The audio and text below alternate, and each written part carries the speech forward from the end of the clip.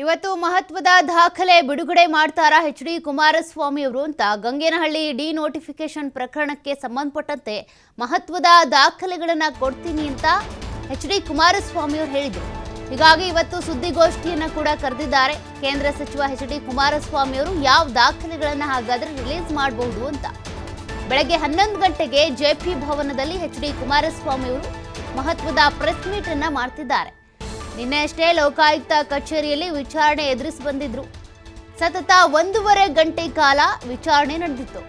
ಇವತ್ತು ನೋಡಿದ್ರೆ ಮಹತ್ವದ ದಾಖಲೆ ಬಿಡುಗಡೆ ಮಾಡ್ತೀನಿ ಅಂತ ಎಚ್.ಡಿ. ಕುಮಾರಸ್ವಾಮಿ ಅವರು ಪ್ರೆಸ್ ಮೀಟ್ ಕರೆದಿದ್ದಾರೆ. ಹೀಗಾಗಿ ಇವತ್ತಿನ ಪ್ರೆಸ್ ಮೀಟ್ ನಲ್ಲಿ ಯಾವ ದಾಖಲೆಗಳನ್ನ ಹಾಗಾದ್ರೆ ಬಿಡುಗಡೆ ಮಾಡಬಹುದು ಅಂತ ಅಂದ್ರೆ ಗಂಗೇನಹಳ್ಳಿ ಭೂ ನೋಟಿಫಿಕೇಶನ್ಗೆ ಸಂಬಂಧಪಟ್ಟಂತೆ ಎಚ್.ಡಿ. ಕುಮಾರಸ್ವಾಮಿ ಅವರನ್ನ ನಿನ್ನೆ ತನಿಖೆಗೆ ಒಳಪಡಿಸಲಾಗಿತ್ತು. ಲೋಕಾಯುಕ್ತ ಪೊಲೀಸರು ನಿನ್ನೆ ಅವರಿಗೆ ಮೊದಲೇ ನೋಟಿಸನ್ನು ಜಾರಿ ಮಾಡಿದ್ರು. ಅದರ ಪ್ರಕಾರ ನಿನ್ನೆ ಎಚ್.ಡಿ. ಕುಮಾರಸ್ವಾಮಿ ಅವರು ತನಿಖೆಗೆ ಹಾಜರಾಗಿದ್ದರು. ದೆಹಲಿಯಿಂದ ಬಂದ ತಕ್ಷಣವೇ ಲೋಕಾಯುಕ್ತ ಕಚೇರಿಗೆ ಹೋಗಿ ತನಿಖೆ ಫೇಸ್ ಮಾಡಿ ಬಂದಿದ್ರು. ಅದಾದ ಬಳಿಕ ನಾನು ಪ್ರೆಸ್ ಮೀಟ್ನಲ್ಲಿ ಒಂದಷ್ಟು ದಾಖಲೆಗಳನ್ನು ಬಿಡುಗಡೆ ಮಾಡ್ತೀನಿ ಅಂತ ಕೂಡ ಹೇಳಿದರು.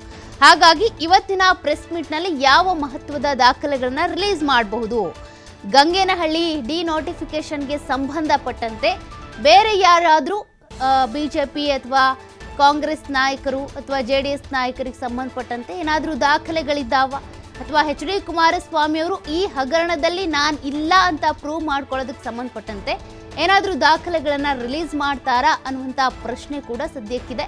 ಇವತ್ತು 11 ಗಂಟೆಗೆ ಜೆಪಿ ಭವನದಲ್ಲಿ ಪ್ರೆಸ್ ಮೀಟ್ ಕರೆದಿದ್ದಾರೆ. ಏನು ಮಾತಾಡ್ತಾರೆ, ಏನು ದಾಖಲೆಗಳನ್ನು ರಿಲೀಸ್ ಮಾಡ್ತಾರೆ ನೋಡಬೇಕಿದೆ. ಡೀಟೇಲ್ಸ್ ಕೊಡ್ತಾ ಹೋಗ್ತಾರೆ ಪ್ರತಿನಿಧಿ LN ಸ್ವಾಮಿ. ಈಗಾಗಲೇ ಎಚ್.ಡಿ. ಕುಮಾರಸ್ವಾಮಿ ಅವರು ಗಂಗೇನಹಳ್ಳಿ ಡಿನೋಟಿಫಿಕೇಶನ್ಗೆ ಸಂಬಂಧಪಟ್ಟಂತೆ ಲೋಕಾಯುಕ್ತ ಕಚೇರಿಯಲ್ಲಿ ತನಿಖೆ ಫೇಸ್ ಮಾಡಿ ಬಂದಿದ್ದಾರೆ. ಇದಕ್ಕೆ ಸಂಬಂಧಪಟ್ಟಂತೆ ಕೆಲ ದಾಖಲೆಗಳನ್ನ ರಿಲೀಸ್ ಮಾಡ್ತಾರಂತೆ. ಏನ್ ದಾಖಲೆಗಳನ್ನ ಬಿಡುಗಡೆ ಮಾಡ್ಬೋದು ಅಂತ ಗಂಗೇನಹಳ್ಳಿ ಡಿನೋಟಿಫಿಕೇಶನ್ ಪ್ರಕರಣ ಸಾಕಷ್ಟು ಕಾವು ಮೂಡಿಸ್ತಾ ಇದೆ. ಒಂದು ಕಡೆ ಈಗಾಗಲೇ ಮಾಜಿ ಸಿಎಂ BS ಯಡಿಯೂರಪ್ಪ ಅವರು ಲೋಕಾಯುಕ್ತಕ್ಕೆ ವಿಚಾರಣೆಗೆ ಹಾಜರಾಗಿದ್ರು. ಆ ಬಳಿಕ ನಿನ್ನೆ ಸಂಜೆ ಕೇಂದ್ರ ಸಚಿವ ಕುಮಾರಸ್ವಾಮಿ ಅವರು ಕೂಡ ವಿಚಾರಣೆಗೆ ಲೋಕಾಯುಕ್ತದ ತನಿಖಾಧಿಕಾರಿಗಳ ಮುಂದೆ ವಿಚಾರಣೆಗೆ ಹಾಜರಾಗಿದ್ದು. ಸುಮಾರು 1.5 ತಾಸುಗಳ ಕಾಲ ವಿಚಾರಣೆಗೆ ಹಾಜರಾಗಿದ್ದಂತಹ ಕುಮಾರಸ್ವಾಮಿ ವಿಚಾರಣೆ ಮುಗಿದ ಬಳಿಕ ಮತ್ತೊಂದು ಹೊಸ ಬಾಂಬ್ ಅನ್ನ ಹಾಕಿರುವಂತದ್ದು. ಅಂದ್ರೆ ಈ ಗಂಗೇನಹಳ್ಳಿ ಡಿನೋಟಿಫಿಕೇಶನ್ ಪ್ರಕರಣಕ್ಕೆ ಸಂಬಂಧಪಟ್ಟಂತೆ ಸರ್ಕಾರ ಷಡ್ಯಂತ್ರ ಮಾಡ್ತಾ ಇದೆ, ಇದರಲ್ಲಿ ನನ್ನ ಪಾತ್ರ ಏನಿಲ್ಲ ಎಂಬುದನ್ನು ಮತ್ತೆ ಸ್ಪಷ್ಟಪಡಿಸ್ತಾ ಇರುವಂತದ್ದು. ಈ ಗಂಗೇನಹಳ್ಳಿ ಪ್ರಕರಣಕ್ಕೆ ನೋಡುವಂತ ಸಂದರ್ಭದಲ್ಲಿ ಏನು RT ನಗರದ ಗಂಗೇನಹಳ್ಳಿ ಸಮೀಪ 1.11 ಎಕರೆ ಜಮೀನನ್ನ ಕೋಟ್ಯಾಂತರ ರೂಪಾಯಿ ಬೆಲೆ ಬಾಳುವ ಜಮೀನನ್ನ ಕುಮಾರಸ್ವಾಮಿ ಅವರು CM ಆಗಿದ್ದಾಗ ಡಿನೋಟಿಫಿಕೇಶನ್ ಮಾಡಿದ್ರು. ನಂತರ ಯಡಿಯೂರಪ್ಪರವರ ಮೇಲೆ ಕೂಡ ಪ್ರಭಾವ ಬೀರಿದ್ರು. ಅವರಿಂದಲೂ ಕೂಡ ಈ ಡಿನೋಟಿಫಿಕೇಶನ್ಗೆ ಏನು ಪ್ರಭಾವ ಬೀರಿದ್ರು ಎಂಬ ಆರೋಪವನ್ನ ಈಗಾಗಲೇ ಎದುರಿಸ್ತಾ ಇರುವಂತದ್ದು.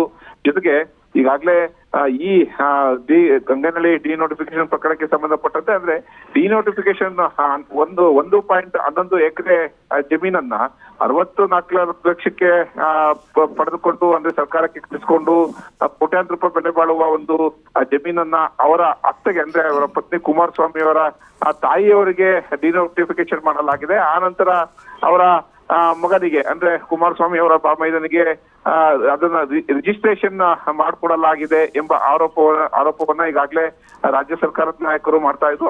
ಅದೇ ವಿಚಾರವಾಗಿ ಈಗಾಗಲೇ ಪ್ರಕರಣ ತನಿಖೆ ಕೂಡ ನಡೀತಾ ಇರೋದು. ಈ ಹಿನ್ನೆಲೆಯಲ್ಲಿ ಇದಕ್ಕೆಲ್ಲ ನಾನು ಉತ್ತರ ಕೊಡ್ತೀನಿ, ಇದರಲ್ಲಿ ನನ್ನದು ಯಾವುದೇ ಒಂದು ಕೈವಾಡವಿಲ್ಲ, ಇದು ಸರ್ಕಾರದ ಒಂದು ಷಡ್ಯಂತ್ರ. ಜೊತೆಗೆ ಒಂದಿಷ್ಟು ಮಹತ್ವದ ಸಂಗತಿಗಳನ್ನು ಕೂಡ ಹೇಳಿರುವಂತದ್ದು. ಅಂದ್ರೆ ನಾನು ಪೊಲೀಸ್ ಇಲಾಖೆಯ ಅಧಿಕಾರಿಗಳ ಕೆಲವೊಂದು ದಾಖಲೆಗಳನ್ನ ಬಿಡುಗಡೆ ಮಾಡ್ತೀನಿ, ಆ ನಂತರ ಇದಕ್ಕೆ ಅವರು ಯಾವ ರೀತಿ ಒಂದು ಉತ್ತರ ಕೊಡ್ತಾರೆ ಕಾದ್ ನೋಡೋಣ ಎಂಬ ಎಚ್ಚರಿಕೆಯನ್ನು ಕೊಟ್ಟಿರುವಂತದ್ದು. ಹಾಗಾಗಿ ಇವತ್ತು ಯಾವ ಅಧಿಕಾರಿಗಳ ಒಂದು ದಾಖಲೆಗಳನ್ನ ಬಿಡುಗಡೆ ಮಾಡ್ತಾರೆ, ಜೊತೆಗೆ ಗಂಗೇನಹಳ್ಳಿಗೆ ಸಂಬಂಧಪಟ್ಟಂತೆ ಡಿನೋಟಿಫಿಕೇಶನ್ ಸಂಬಂಧಪಟ್ಟಂತೆ ಈಗಾಗಲೇ ಸರ್ಕಾರದ ಷಡ್ಯಂತ್ರ ನನ್ನನ್ನ ಜೈಲಿಗೆ ಕಳಿಸ್ಬೇಕು ಎಂಬ ವಿಚಾರವನ್ನ ಇಟ್ಕೊಂಡು ಇವರು ರಾಜ್ಯ ಸರ್ಕಾರ ಮಾಡ್ತಿರುವ ಷಡ್ಯಂತ್ರ ಅಂತ ಕೂಡ ಕುಮಾರಸ್ವಾಮಿ ಅವರು ಆರೋಪ ಮಾಡ್ತಾ ಇದ್ದಾರೆ. ಹಾಗಾಗಿ ಯಾವ ಒಂದು ಪೊಲೀಸ್ ಅಧಿಕಾರಿಗಳ ವಿರುದ್ಧ ದಾಖಲೆ ಬಿಡುಗಡೆ ಮಾಡ್ತಾರಾ ಅಥವಾ ಸರ್ಕಾರದ ವಿರುದ್ಧ ದಾಖಲೆ ಬಿಡುಗಡೆ ಮಾಡ್ತಾರ ಅನ್ನೋದು ಕೂಡ ಸಾಕಷ್ಟು ಕುತೂಹಲ ಮೂಡಿಸ್ತಾ ಇದೆ. ಸೌಖ್ಯ. ಥ್ಯಾಂಕ್ ಯು ಸ್ವಾಮಿ ಡೀಟೇಲ್ಸ್ಗೆ.